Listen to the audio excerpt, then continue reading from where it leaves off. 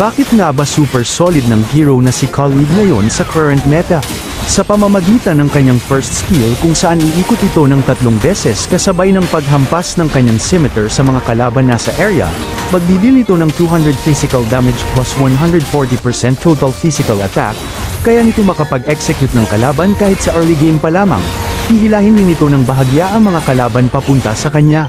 Samahan mo pa ng kanyang passive na nagbibigay sa kanya ng 35% increased movement speed once na ma-fully charged ang kanyang desert power at magbibigay rin ito ng 50 physical damage plus 140% total physical attack sa iyong next na basic attack. Ngunit hindi ito nagki-critical. Para sa second skill naman ay mare-restore nito ang 60 plus 5% ng nawala sa kanya na HP, maglalabas ito ng quicksand sa ilalim ng kanyang paa at magbibigay ng 60% slow effect, maaari ito makancel ng kahit na anong control effect. At para naman sa kanyang ultimate, maaari mo ito samahan ng flicker upang ma-extend ang range, may kasama itong knock effect at stun kung ang mga kalaban ay nasa area ng ultimate, at ma-fully charge kaagad ang yung desert power, magkakaroon ka rin ng control immunity oras na ito ay gamitin mo. Samahan mo ng mga items na ito upang ma-maximize ang damage mo. Gamitin mo ang emblem na assassin para sa plus 14 adaptive penetration, plus 10 adaptive attack at plus 3 movement speed.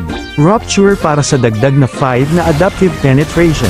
Festival of Blood na may 6% spell vamp, bukod dito magkakaroon ka rin ng additional 0.5 na spell vamp kada hero kill or assist hanggang 8 stacks, at Concussive Blast kung saan after ng iyong basic attack ay magde-deal ka ng 100 magic damage sa mga kalaban na malapit sa'yo plus 7 total HP at may cooldown na 15 seconds.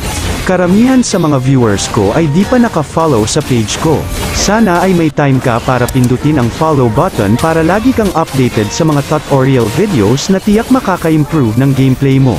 At sa tingin ko'y hanggang dito na lang muna. Sana'y may natutunan ka, mag-focus parati sa game dahil lahat ay pwedeng manalo sa late game. Hanggang sa muli.